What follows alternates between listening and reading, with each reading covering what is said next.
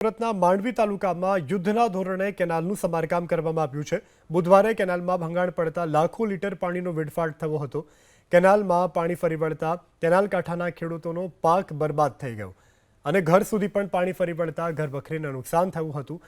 કેનાલમાં પાણી ખાલી થતાં માટી ભરેલી બેગ મૂકી ગાબડા પૂરવાની કામગીરી શરૂ કરી દેવામાં આવી છે।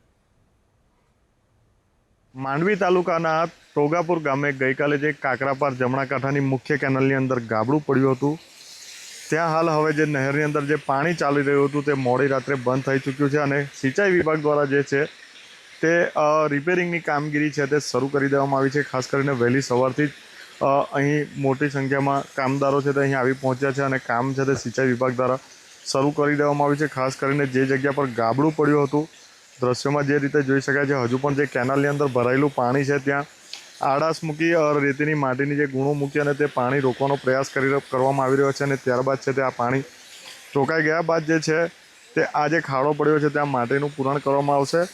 હાલ છે તે સિંચાઈ વિભાગ દ્વારા વહેલી સવારથી આખી રાત પણ કામગીરી ચાલી હતી, માટીનું પૂરણ કરવામાં આવ્યું હતું અને વહેલી સવારથી પણ જે કામદારો છે તે આવી ગયા છે અને અહીં છે તે કામગીરી કરવામાં આવી રહી છે। સિંચાઈ વિભાગનું ટાર્ગેટ છે 24-48 કલાકની અંદર કોઈપણ હિસાબે આ કેનાલને રિપેરિંગ કરવી અને ત્યાર પછીના 24 કલાકમાં આ કેનાલને છે તે ફરી કાર્યરત કરી દેવી। 32 કલાક જેટલો સમય વીતી ગયો છે।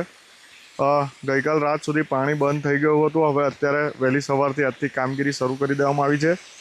સિંચાઈ વિભાગના અધિકારીઓ પણ અહીં મોજૂદ છે। સામેની તરફ જે તરફ દેખાઈ રહ્યા છે કામ ચાલી રહ્યું છે, આખી રાત પણ કામ ચાલ્યું હતું અને આજે વહેલી સવારથી પણ કામ ચાલી રહ્યું છે। ખાસ કરીને જે કેનાલ ગઈકાલે તૂટી હતી અને તેને લીધે કેટલાક જે ડ્રેનની બાજુમાં, ખાડીની બાજુમાં જે ખેતરો હતા તે કેટલાક ખેતરોમાં પાણી પણ ફરી વળ્યા હતા, કેટલાક ઘરોની અંદર પણ પાણી ફરી વળ્યા હતા।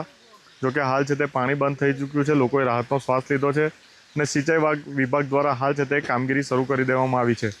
ઇન્દ્રમલ શાહ, ABP અસ્મિતા, સુરત।